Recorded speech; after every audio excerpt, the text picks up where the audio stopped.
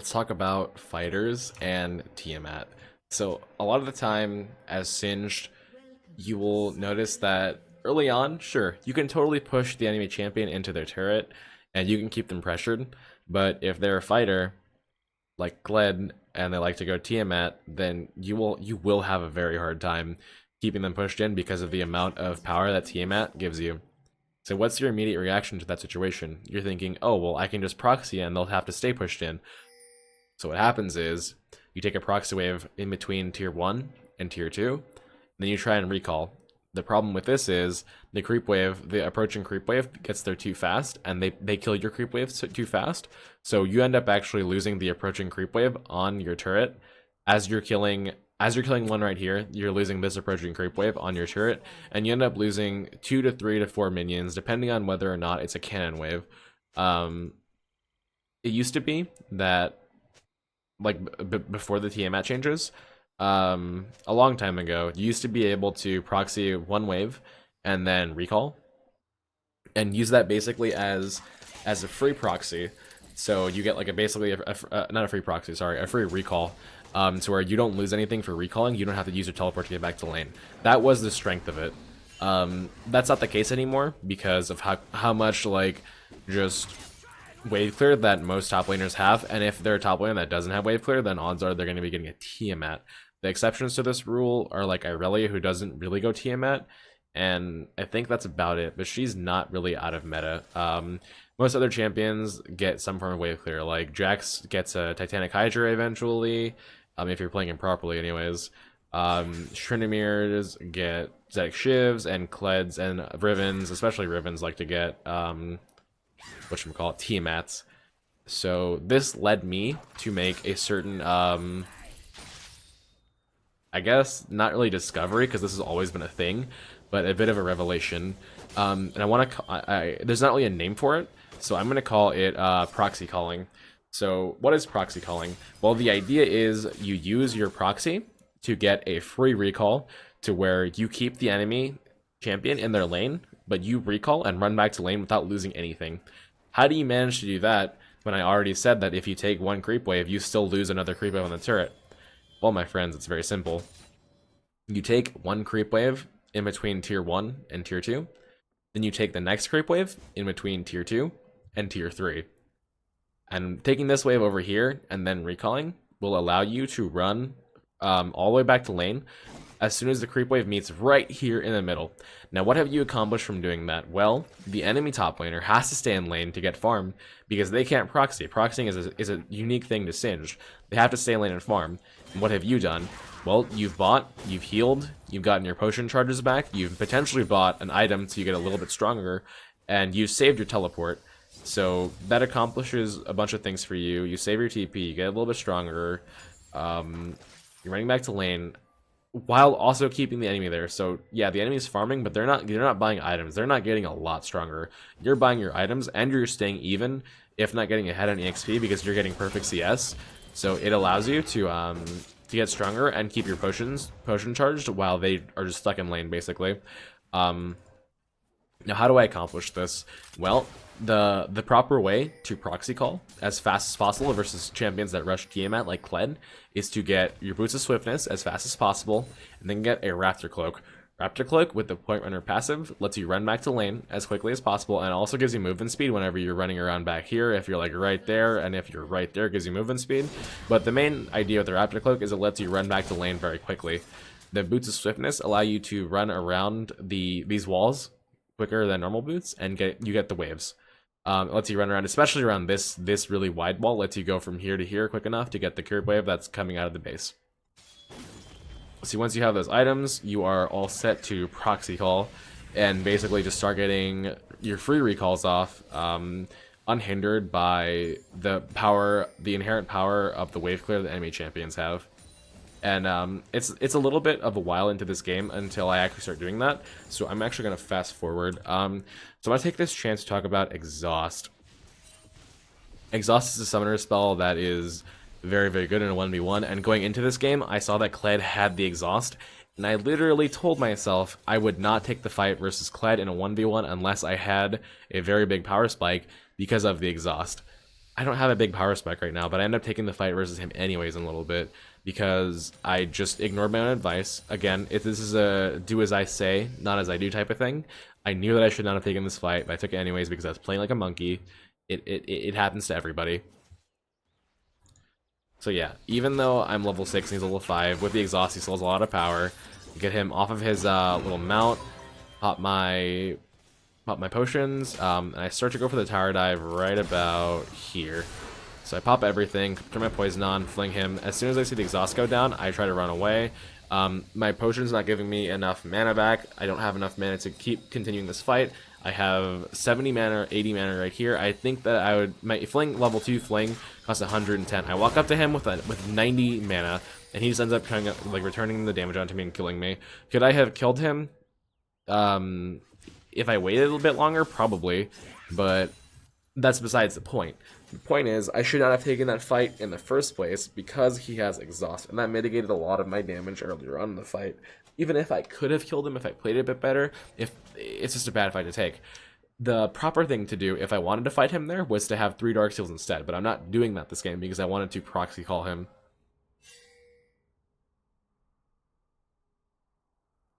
Okay, so here I have swiftness boots and movement speed Quinn. So running back to lane, I have 417 movement speed. Compare that to him, he has 370. So I'm going very, very fast. Just running right back to lane. I get onto the wave by the time he's still on his turret, so I start pushing. Dodge the Q, and as soon as that Q's down, he loses a lot of threat. He has Tiamat, so he's not very concerned about wave clear at this point.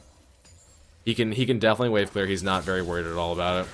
So I have to make the game into...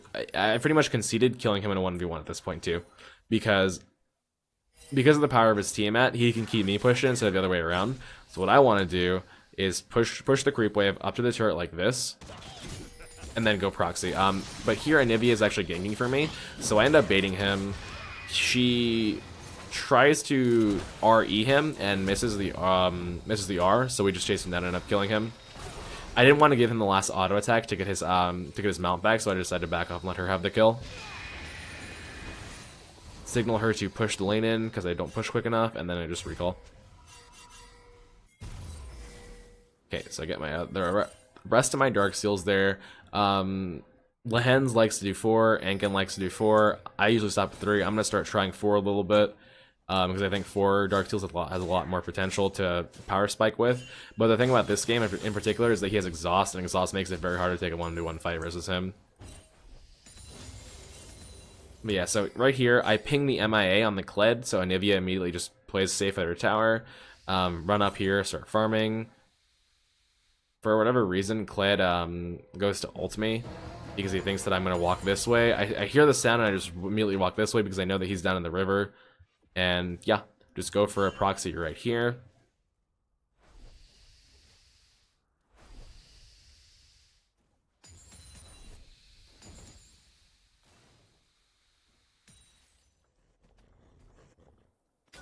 And so right here, I see Warwick. I saw him whenever he was running in that bush. Put my pink ward down, and I go to proxy this wave.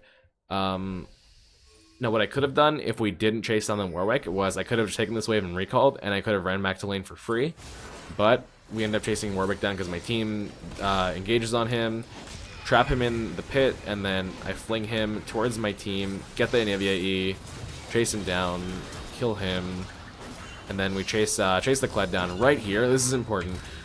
I'm just barely ahead of him, so we're both on the same side of the flower. So I just pop the flower, and he doesn't get to get away. We just push him back into the Olaf, get the kill. So if you're ever on the same side of the flower as someone who's trying to escape, just go ahead and pop it. You'll go right with them. Another important use of the flower right here is you can actually cancel the jump of the flower if you're on it with them. So right there, I get barely right on it. I end up flinging Xerath out of the flower into my Olaf and forcing his flash. So yeah, just something to note as Singed, you can fling people out of the flower if you're on it along with them. So yeah, really big play for my team there. We end up getting a lot. So here, The reason I stayed is because we just pretty much destroyed all of Warwick's jungle. Like, we left this camp, but that's not like the biggest thing in the world. So I had no reason to assume that he would come up top and gank me just through the lane. I thought he would just go bottom and try and farm these two camps and maybe get the Skull Crab, but he didn't. He just came up top and killed me through the lane. It's definitely a mistake by me to get greedy like that, but I thought it was only going to be Kled, and Kled's ult was down, so I thought it was only going to be him, because what kind of jungler, like, most junglers would have assumed that we just killed that camp and gone over here, but he just went for it. So I kind of ended up outplaying myself more than anything. Here I have the Raptor Cloak and Swiftness. I get 479, so 480 movement speed running back to lane.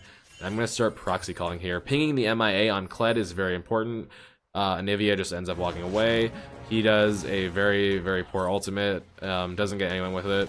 And as soon as I see that, I decide to just push the wave as fast as I can.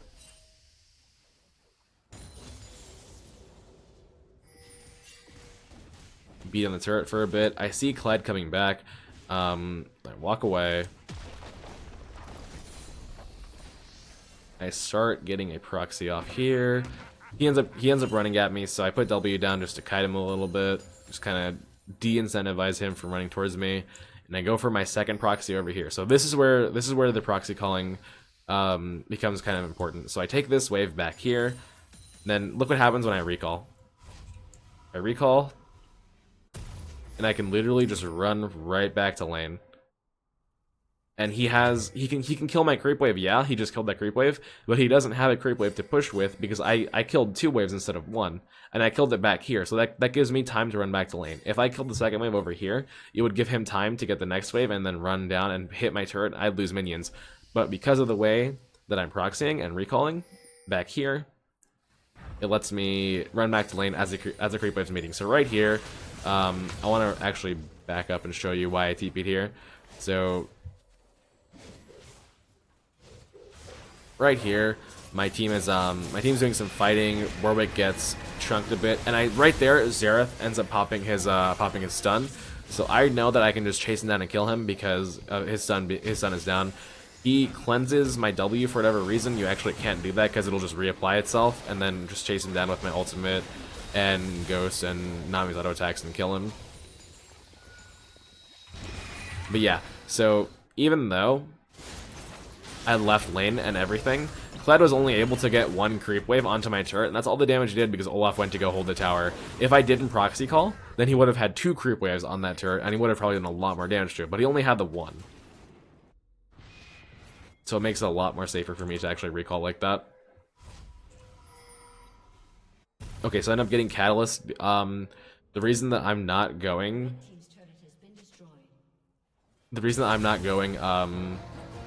full ZZ route here is because Olaf just took this top turret. If this top turret was still alive, I would have gone ZZ route and tried to take the turret, but because the turret's down, I decided to go for RG instead because I want to be able to team fight with my team.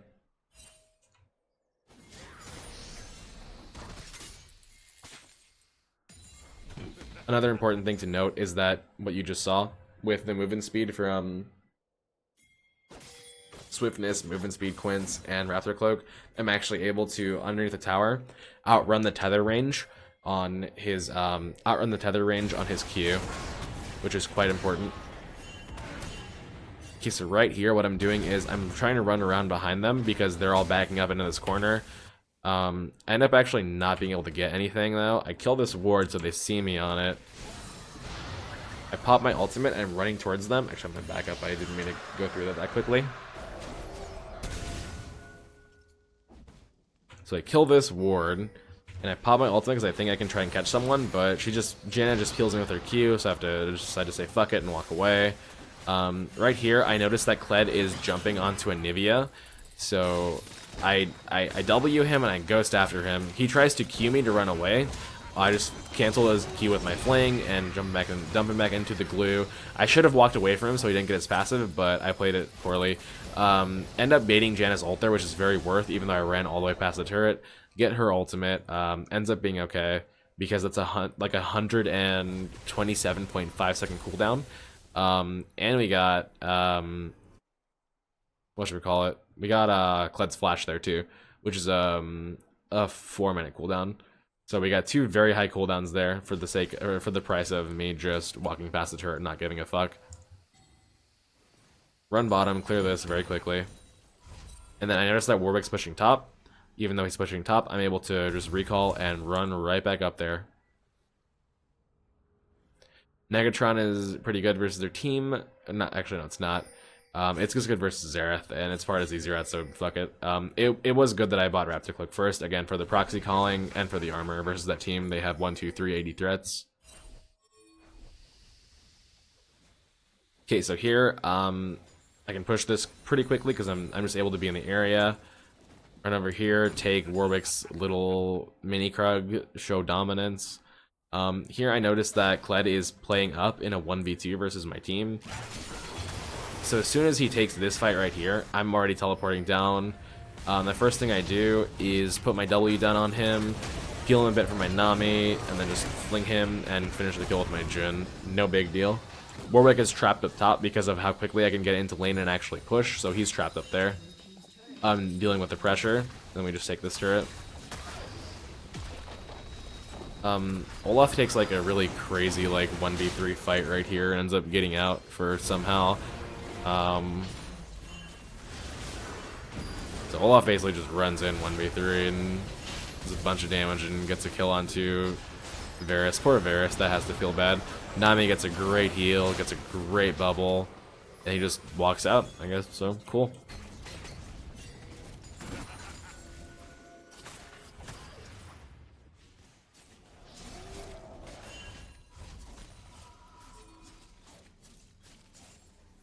Yeah, as you can see, proxy calling versus the Kled basically trapped him in his lane, and he had to like try and leave his lane to make plays because I wasn't letting him make plays on me, and 2, I was only proxying whenever I had ultimate up, which means I'm a lot harder to kill whenever I'm in that area.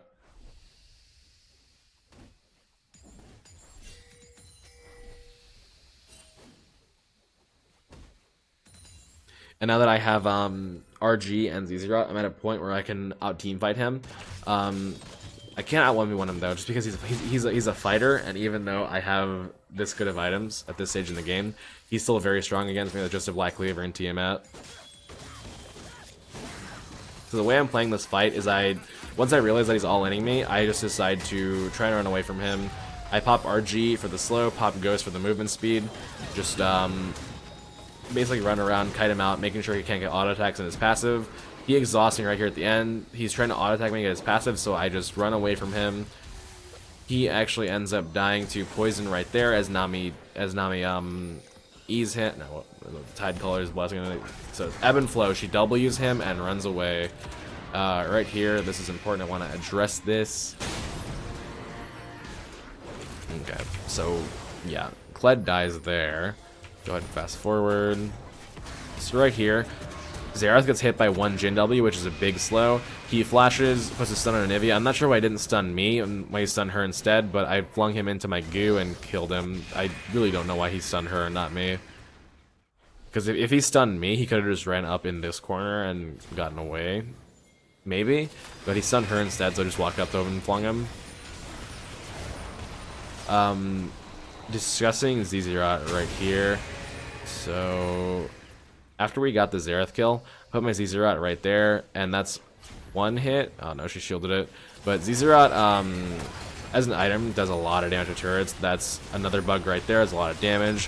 Whenever Varus ults like that, just spread out so everyone doesn't get rooted. Only the person who's initially hit gets rooted. Just zoning them out with my body and poison, and we end up getting the turret.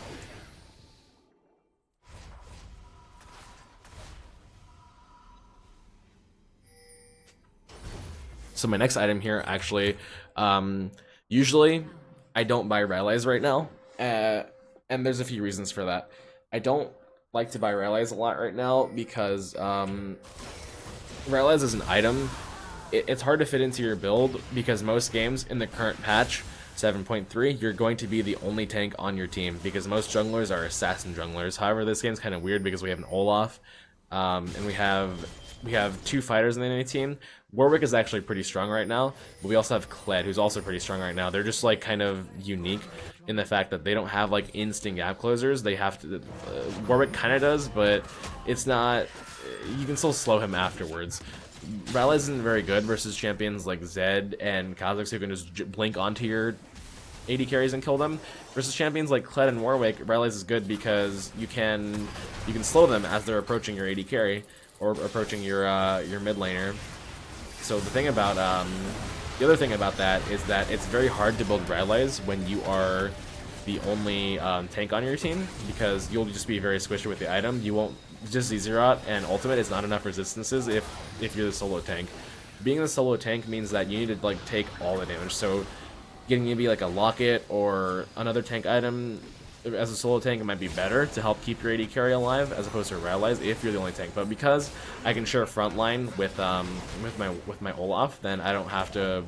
I have the luxury of being able to buy Rylai's to help heal, which is gonna be a better healing item versus fighters than Locket. But Locket would be a better healing item, or just survivability item versus pure assassins. Locket is very, very good actually versus stuff like Zed and Kha'Zix because it helps keep your AD carry alive with the shield.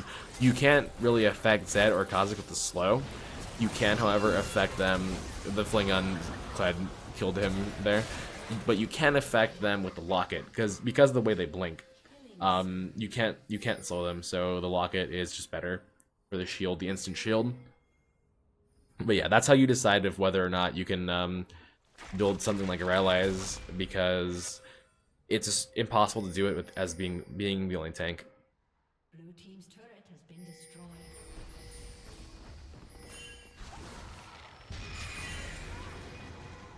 destroyed. Most games, I would actually prefer Liandry's over Rylai's if I was going an AP item, because Liandry's is very, very, very, very, very good at damage for Singed. It is the highest DPS item for Singed, and you can proc the double burn with your W, and you can proc the double burn with your RG slow, but that's the kind of the trade-off that you have to think about, is if you're only able to get one AP item, then generally you want it to be Liandry's. But in this game, because I'm able to share the front line, I have the luxury of being able to get a Rylai's and Liandry's both actually eventually, just because of how tanky me and Olaf together are. Here, just flinging Varus in, trying to start a fight basically while my team tries to bait Baron. We end up kiting back for the Warwick and killing him. Sadly, my Nivea dies to the Xerath ults, which sucks, but Jhin ends up getting a kill here. He kills Xerath with the ult, and then he just keeps shooting and doesn't kill anyone else. But yeah, an example of a very standard Singed build this patch would be Righteous Glory, Zeroth, Liandry's, and then full tank. An even more meta one would be Righteous Glory, Zeroth, full tank. And that's if Singed is the only tank like frontline on his team. Singed is not a tank. Let's get out of the way. He's not a tank, but you have to make him function like one in this current meta. Otherwise, he just gets shit on. Now the problem with that is not having any damage can be very lackluster, because a lot of the time you feel like you can't carry your teammates if they're that far behind. Like you can only peel for a useless AD carry so much as a full tank build, while they still like commit to being useless. If you have the thing about having Rylai's and the thing about having Liandry's is you are a viable damage threat with those items, and you can kind of make up for your teammates' lack of damage. You cannot make up for your teammates' lack of damage as a full tank. All you can do as a full tank is peel and soak damage basically as Singed.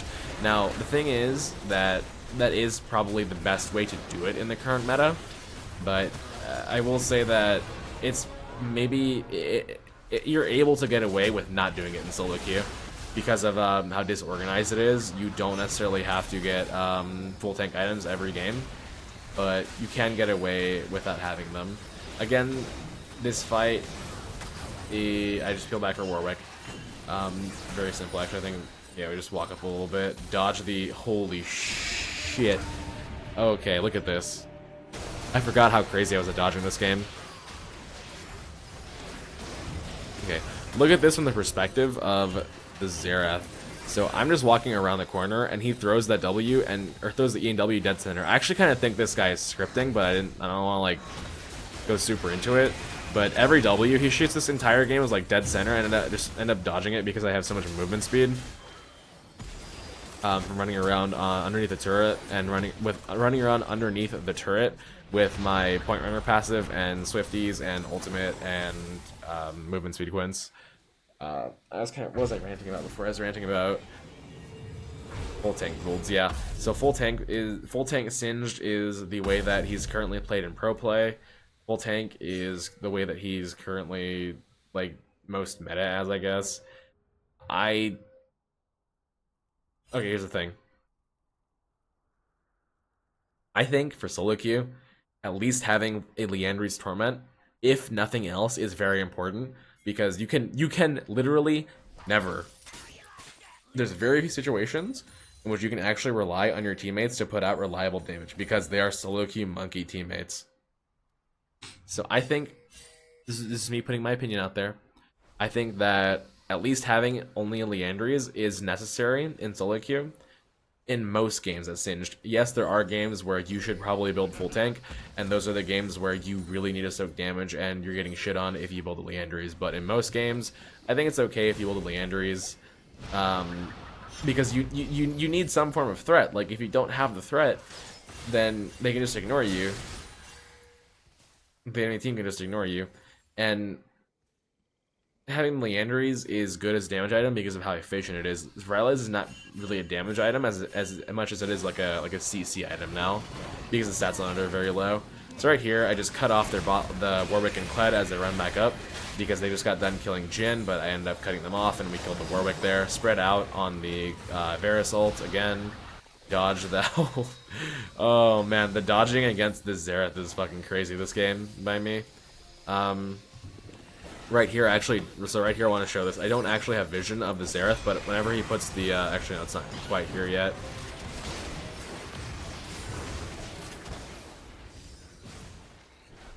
Right up here. I don't actually have vision of him, but he puts the ward over the wall, so I know that's coming. Dodge it like that. Oh, he must have been so mad with his. I thought he was scripting. He might not have been, but I mean, fuck it, who knows? Who knows for sure if someone's scripting? It doesn't really matter. Point is, sick dodges. But yeah, I think at least Liandry's is necessary for solo queue, just for the sake of carrying. Rylai's is probably a little bit less important than it, but in a game like this, Rylai's is good because of the nature of their team being to dive the fuck out of my AD carry. With predictable engages because they're not blinked. So right here, just peeling the Kled off my team, peeling off my Jhin especially. Right here, you can see that Rylai's is doing a lot of work. This right here, this entire corridor is now poisoned, meaning that if they try and run through here to keep chasing, they're gonna fall into my poison and just get perma slowed. Like right there, they're all getting slowed really hard. Gets slowed by Nami ult, gets slowed by Jhin ult, gets slowed by my poison trail, just slows everywhere. Very hard for them to chase through that corridor, especially because of how Rylai's functions. Right here, pop my ult, go forward, catch the Xerath. Unfortunately, he kills my Anivia, but we kill him.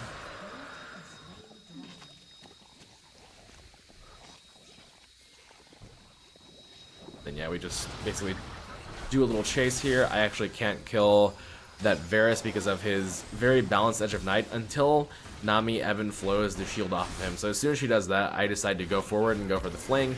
Get the fling, Jhin kills him very quickly, and then we end up taking the turret. So yeah, rule of thumb, if you're in solo queue, you can usually get away with the Liandry's in this meta, in this current patch. And if you're not in solo queue, then you better be building full tank literally every game and having absolutely no fun. This is something that I was actually complaining about to a friend. Is I showed him a game, a 60-minute game that I played, where I had to build full tank singed and literally just peel for my AD carries that were dying over and over. Look at how I peel this, by the way. Kled jumps in onto my Jhin, fling him off, put the slow onto Warwick, start slowing him, along with the Nami ult. Yeah, this is something that I was complaining to a friend before. I showed him the match history of a 60-minute game that I played where I had to build 6 tank items. I sold boots to get a GA, and I literally had 6 tank items, and that was the only way I could have won that game because of the sheer amount of damage that people have in the current patch, and the fact that tank junglers are pretty weak right now. Warwick is not a tank, he's a fighter. Olaf, not a tank, he's a fighter. But yeah, it's just something that I was complaining about. I showed the match history and I said, do you think I had fun in this game? I won the game, which is besides the point. I asked him, do you think I had fun in this game? Building 6 tank items. I said no. I did not have fun, even though I won that game. So, for a lot of people, like, fun is subjective. Yeah, winning is definitely fun. Winning for sure is fun. But winning in a way that makes you beat your brain against the wall for 60 minutes or more, being literally nothing but a meat shield that does fuck all in terms of damage, is the worst. It feels really bad. And personally, I don't have a lot of fun playing Singe like that. This is something, and so I was, as something anecdotal that I was complaining about, not really relevant to this game because I didn't build full tank, but it's part of the conversation, so why not? Right there, something that I want to illustrate is how fast Zzeroth can take an inhibitor if you leave it on there. The new Zzeroth lets Singed, it lets him more readily, holy shit, I'm fast. It lets him more readily backdoor. The old Singed with the old Singed with the old Zzeroth never had the option to backdoor turrets like that because Zzeroth literally just couldn't do enough damage to turrets. However, with the new Zzeroth, you can backdoor turrets because of the amount of fucking crazy ludicrous damage that, I guess not ludicrous, but crazy damage that Zzeroth does to structures now. You can just put it right underneath the inhibitor. If you put it right underneath the inhibitor, like literally right next to it, then the Voidlings will never focus minions. They will only focus the inhibitor. They'll literally jump from the stone, the Zzeroth stone thing, I don't know what to call it. They'll jump from the portal right into the inhibitor and just hit it. Same thing with the Nexus. If you put Zzeroth underneath the Nexus, it will jump right from the Zzeroth right into the Nexus without ever focusing the enemy creeps. Yeah, hope you guys enjoyed this video. It was more of a strategical discussion than anything, but still a fun video to make, I think, just because I like talking about different Sin strategies and how to kind of do certain things that are new or certain like small things that people aren't aware of. Yeah, hope you guys enjoyed. Like, comment, subscribe, all that YouTube shit. Follow me on Twitch, follow me on Twitter. I love you guys, and I'll talk to you later.